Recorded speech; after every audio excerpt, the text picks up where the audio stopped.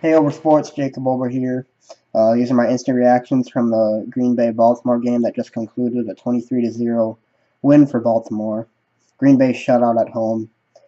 Um, I say this with the utmost confidence. I really do not believe that the Packers have ever played such a poor game since I've been watching them. I have never seen the Packers, in my time of watching Green Bay, ever have such a horrible performance. You're at home against a 4-5 team that has struggled all year long, and you cannot even put a point on the board. Granted, we moved the ball. We did. We put up yards. We outgained them in yards and everything, but really the deciding factor in this game was just the inexperience at quarterback for Green Bay. And I hyped up Brett Hundley the entire the entire time that after Aaron Rodgers got injured, and I kept saying, just wait one more week, just wait one more week. And I was wrong, I'll admit it.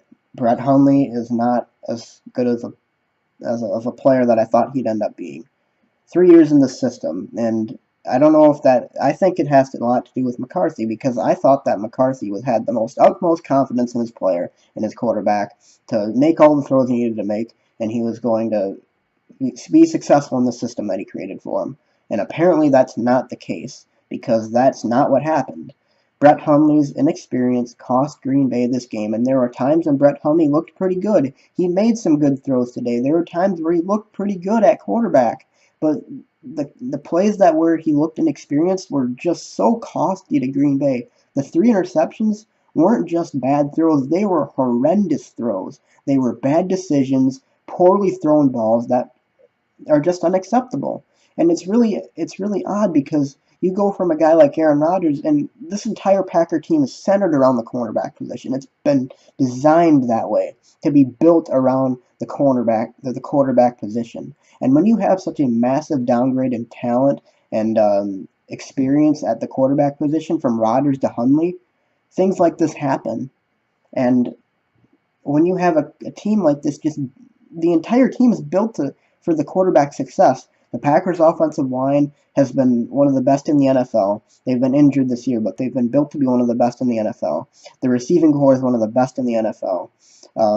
This Packer team is designed to score points based on the quarterback's performance, and the quarterback's performance today, 20 of 35, 236 yards, and 3 interceptions, doesn't score any points.